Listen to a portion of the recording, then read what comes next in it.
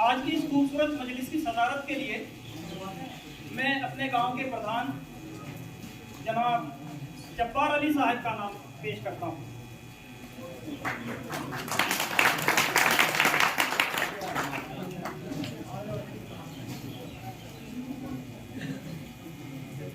Programme का आगाज करने से पहले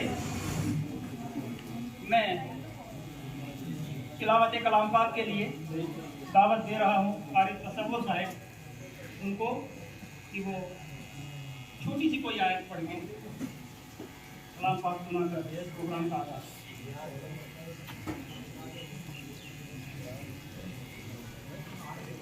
أعوذ بالله من الشيطان الرجيم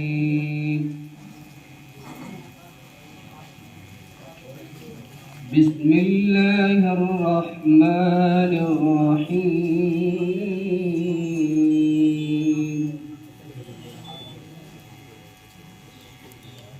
والتين والزيتون وطور سينين وهذا البلد الأمين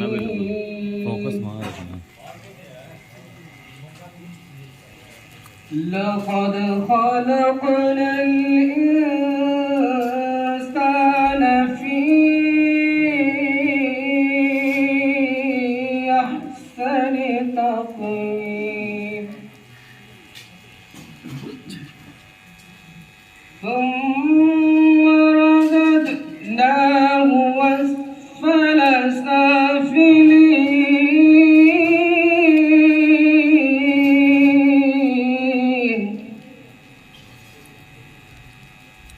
إلا الذين آمنوا وعملوا الصالحات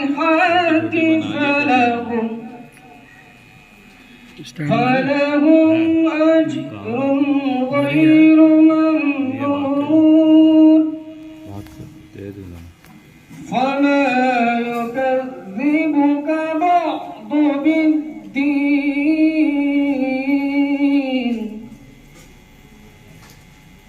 أليس الله بأحكم الحاكمين صدق الله العلي العظيم।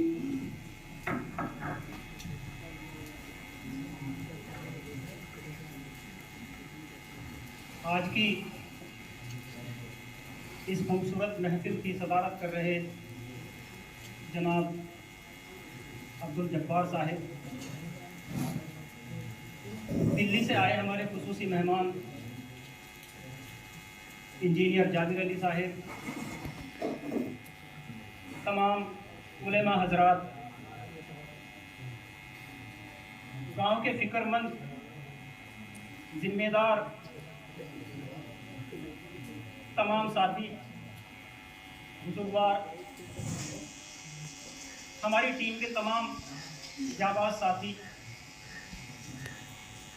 इस गांव के मुस्तकबिल को संवारने की, निखारने की तैयारी करने वाले तमाम तालिब और तालिबात, मीडिया के हमारे होनहार साथी और मोहतरम बुजुर्गों, दोस्तों, ख़वातीन और हज़रात, बड़ी खुशी का दिन है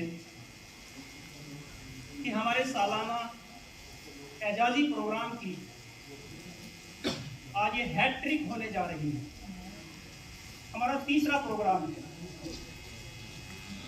थोड़ा सा बारिश की वजह से डिस्टर्ब हो गया है, तादाद उतनी नहीं हो पाई, लेकिन कहते हैं कि शेर तो थोड़े ही होते हैं। हमें फिक्रमंद लोग चाहिए। तादाद तो हमें बढ़ानी है आहिस्ता आहिस्ता।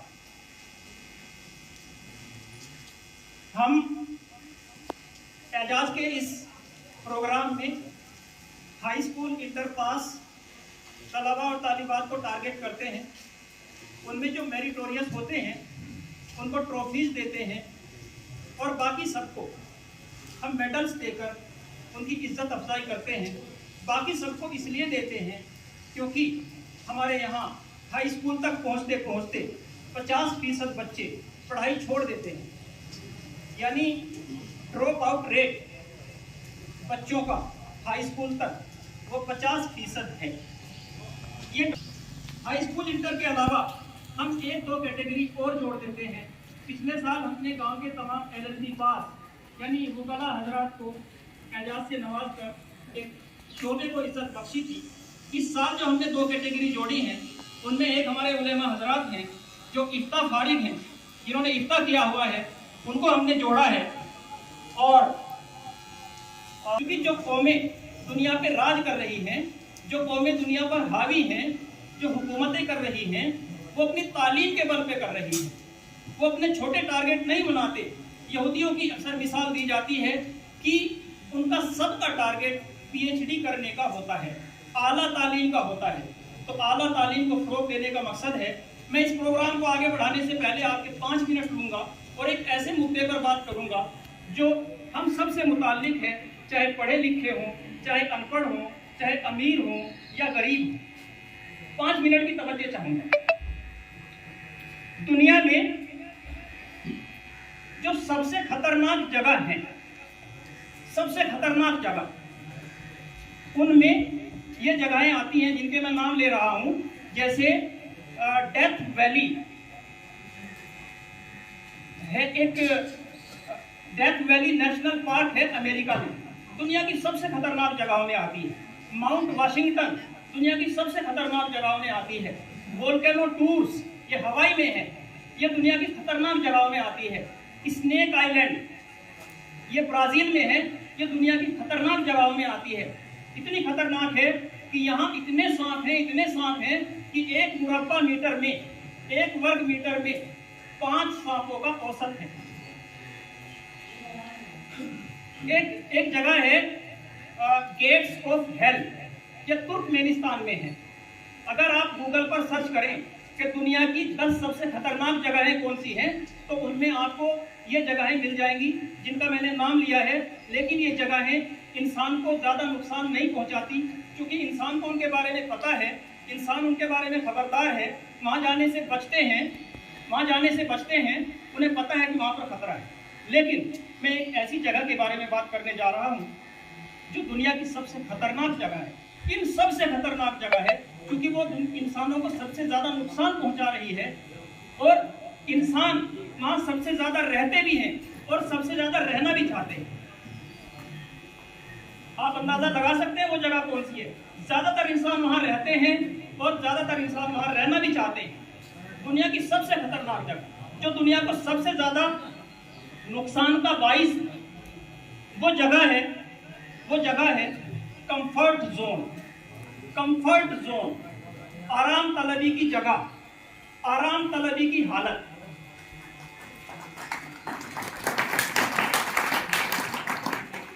कंफर्ट जोन है। रेस्ट और कंफर्ट दोनों में फर्क है। जब आदमी थक जाता है तो रेस्ट करना एक फितरी अमल है, जाते हैं जो आराम करने से खत्म हो जाते हैं। इसलिए आदमी मेहनत करे, थके, फिर आराम करे, ये एक फितरी अमल है, ये सबके लिए जरूरी है। इसीलिए दिन और रात बनाए गए हैं। लेकिन इंसान ने कोई काम भी नहीं किया, फिर भी उसका कुछ करने को मन ही नहीं हो रहा, कंफर्ट जोन में है। तो ये कंफर्ट जोन बहुत खतरनाक है। कंफर्ट जोन खतरनाक इसलिए है कि वहां पर रहते हुए इंसान को जंग लग जाती है। वो खतरनाक इसलिए है कि वहां आपके पोटेंशियल्स डेड होने लगते हैं। ये जगह खतरनाक इसलिए है कि वहां आपकी सलाहियतें मर जाती हैं। ये इसलिए खतरनाक है कि वहां आप आगे बढ़ने की बजाय पीछे की तरफ जाने लगते हैं। कंफर्ट जोन में आपका IQ कम होने लगता है। कंफर्ट जोन इंसान को अंदर से खोखला कर देता है। ये ऐसी जगह है जो इंसान को असफला साफिलीन तक यानी निचले से निचले दर्जे मिला कि अभी इतना दर्द नहीं हो रहा है कि उठ जाए। कुत्ता अभी नहीं के चक्कर में दर्द को झेले जा रहा है। तो कुत्ता कहाँ है? कंफर्ट जोन में। एक दूसरी मिसाल देखो, एक हाथी के बच्चे को एक जंजीर में बांध दिया जाता है। उसने तोड़ने की कोशिश की, उससे नहीं टूटी। बाद में वो बड़ा हो गया, ताकतवर हो गया। अब जंजीर तो क्या, वो बड़े से बड़े पेड़ को उखाड़ सकता है। लेकिन हाथी के दिमाग में ये बात बैठ गई है कि मैंने एक बार कोशिश की थी, ये जंजीर मुझसे टूटने वाली नहीं है। हालांकि वो तोड़ सकता है, लेकिन वो कंफर्ट जोन में चला गया। वो तोड़ने की कोशिश ही नहीं करता। वो ये समझता है कि जोर आजमाइश का कोई फायदा नहीं है। तो कंफर्ट जोन में। एक तीसरी मिसाल भी देखो, एक मेंढक को पानी में रखा गया, बर्तन में पानी डालकर उसमें एक मेंढक को रखा गया। पानी को आग पर रख के गर्म किया गया। मेंढक चाहता तो पानी से बाहर निकल सकता था, लेकिन अभी नहीं के चक्कर में वो झेलता रहता है। यहाँ तक कि पानी इतना गर्म हो जाता है कि मेंढक अब चाहकर भी बाहर नहीं निकल पाता और उसी में मर जाता है। कंफर्ट जोन ने उस मेंढक की जान ले ली। कंफर्ट जोन ने उस मेंढक को बर्बाद कर दिया। उस कुत्ते की तरह, उस हाथी की तरह, उस मेंढक की तरह ज्यादातर इंसान भी कंफर्ट जोन में पड़े रहते हैं। कंफर्ट जोन में रहते हैं, कुछ करने धरने का मन नहीं होता और अपने आप को बेकार करते रहते हैं, बर्बाद करते रहते हैं। अगर हमें कोर्स करने का रिस्क, वक्त देने का रिस्क या किसी भी टाइप का रिस्क हमें लेना पड़ेगा, जो आदमी रिस्क। दुबई के शेख राशिद का एक इंटरव्यू बहुत वायरल हुआ, जिसमें उन्होंने एक बहुत काम की बात कही।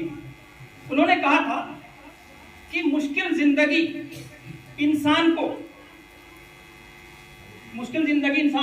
मजबूत बनाती है। मुश्किल जिंदगी इंसान को मजबूत बनाती है और मजबूत इंसान आसान जिंदगी पैदा करता है और आसान जिंदगी कमजोर इंसान पैदा करती है और कमजोर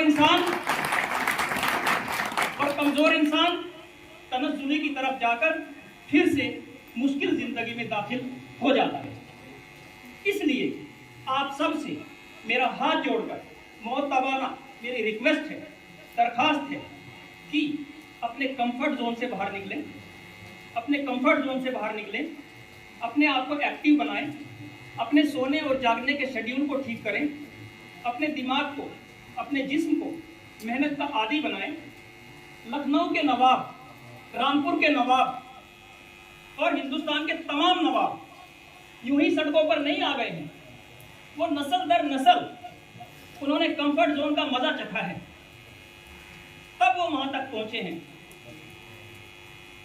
इसलिए अगर वो कंफर्ट जोन में ना जाते तो शायद उनकी नस्लें आज अडानी और अंबानी का मुकाबला कर रहे थे। इसलिए आप सबसे, बड़ों से भी और छोटों से भी ये दरखास्त है कि अपने कंफर्ट जोन से बाहर निकलें, थोड़ा अपने आप को मेहनत का आदी बनाएं, क्योंकि आज आप कंफर्ट में रह सकते हैं। हो सकता है आपके पास इतना सरमाया हो कि आपका पूरा जीवन, आपकी पूरी जिंदगी कंफर्ट जोन में कट जाए, लेकिन आपकी अगली नस्लें बेकार होनी ही होनी है। अगर आप अपने आप को कंफर्ट जोन का आदी बना लेते हैं तो हमें सबको मेहनत करना है।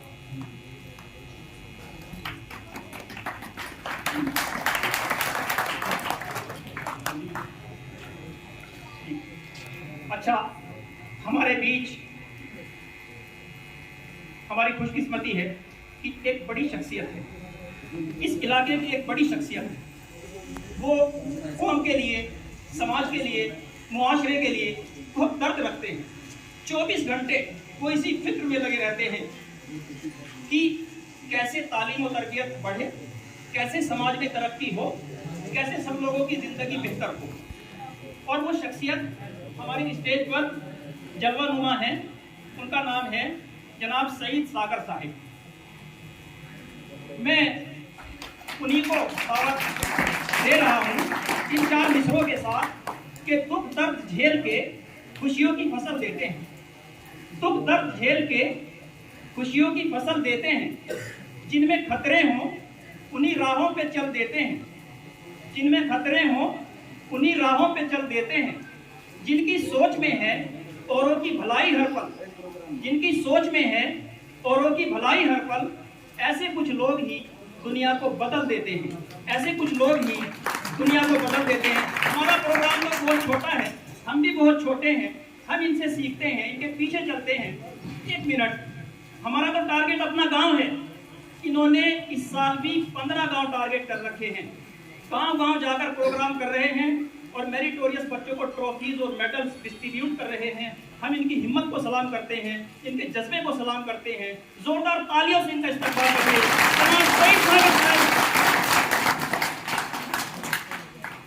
ज़्यादा ही ज़रा नवाजी हो गई आदिल भाई, मेरे बड़े भाई हैं, और ऐसा कुछ भी नहीं है, ज़्यादा तारीफ कर दी। मैं एक आम इंसान हूँ, बिल्कुल आपका छोटा भाई बड़ा भाई हूँ, और मैं शुक्रगुजार हूँ आप सब कुल्हेड़ी वेलफेयर ट्रस्ट का कि आप लोगों ने हमें मौका दिया अपनी बात रखने का। और आज के प्रोग्राम की अध्यक्षता कर रहे जनाब ग्राम प्रधान जब्बार साहब और हाजी लियाकत अली साहब, इंजीनियर साहब और तमाम मोअज़्ज़िज़ हज़रात जो डाइस पर मौजूद हैं, मैं उन्हें सलाम पेश करता हूँ। और प्यारे बच्चों और गांव के मोअज़्ज़िज़ हाज़रीन, जिस देश की लगभग 70% आबादी गांव में रहती हो और ज़्यादातर प्रतिभाएं गांव से निकलती हो, उन्हीं गांव का अगर आप स्तर देखते हैं, हम गांव देहात में जाते हैं तो सुविधाएं नहीं हैं, आगे बढ़ने के रास्ते नहीं हैं। मैं भी आपके जैसा ही एक स्टूडेंट था, एक गांव का स्टूडेंट हूँ। नंबर से हकीकत है, मुझे जो दिख रहे हैं मेरे स्टूडेंट रहे हैं, तो उनकी में काबिल सताइश कदम है। इस तरह के अगर हम गांव लेवल पे, हर गांव पे अगर कोशिश हो तो हमारा देश बदल सकता। हम एक संस्था चला रहे हैं, सामाजिक प्रगतिशील संस्था, और वो भी इसी तरह के काम कर रही है। मुझे खुशी है इस बात की, जब 2007 में मैंने ये काम बहुत पहले, जब मैं खुद स्टूडेंट था, शुरू किया था, तो ये गांव उन गांव में से जहां हम पहले बार पहुंचे थे। मेरे याद है एक आपके प्राइमरी स्कूल में हमने प्रोग्राम किया था, और तब से लेकर अब तक 2016 से हम विधिवत रजिस्टर्ड तौर पर ये काम कर रहे हैं। अब उसमें हम कर क्या रहे हैं, आपको ये बात सुननी है। अगर इस कुल्हेड़ी वेलफेयर ट्रस्ट के अधीन भी हम वही काम करें तो मैं समझता हूं कि हम अपने समाज का, अपने गांव का, बच्चों का इतना भला कर सकते हैं कि इतना हमने सोचा भी नहीं है। रास्ता नहीं मिलता, किसी कॉलेज में एडमिशन ले लेता है, कई बार वो कुछ काम सीखने लगता है, कई बार वो प्राइवेट फार्म भर देता है, कई बार वो महाराजा ये जो चरतावल के डिग्री कॉलेज है उनमें एडमिशन ले लेता है। प्यारे बच्चों, आपको विश्वविद्यालय यूनिवर्सिटीज के बारे में कितने बच्चों को पता है? यूनिवर्सिटी कितनी तरह की होती है ये बताइए। हाथ खड़ा करें जिन बच्चों को यूनिवर्सिटी के बारे में पता है, हाथ खड़ा कीजिए। नहीं पता? आपके गांव के बहुत सारे बच्चे यूनिवर्सिटीज में पढ़ते होंगे, पता होना चाहिए। असल में ये आपकी कमी नहीं है, ये कमी हमारी खुद की है कि हम अगली नस्लों को वो जानकारी दे नहीं पा रहे हैं जिसकी उसे जरूरत है। आप मेरी बात समझ रहे हैं? तो हमारा प्रयास ये है कि संस्था को हम चला रहे हैं, उसमें 4 बिंदुओं पे हम काम कर रहे हैं। कितने बिंदु है? मात्र 4 बिंदु। पहला बिंदु उसमें गाइडेंस एंड काउंसलिंग का है।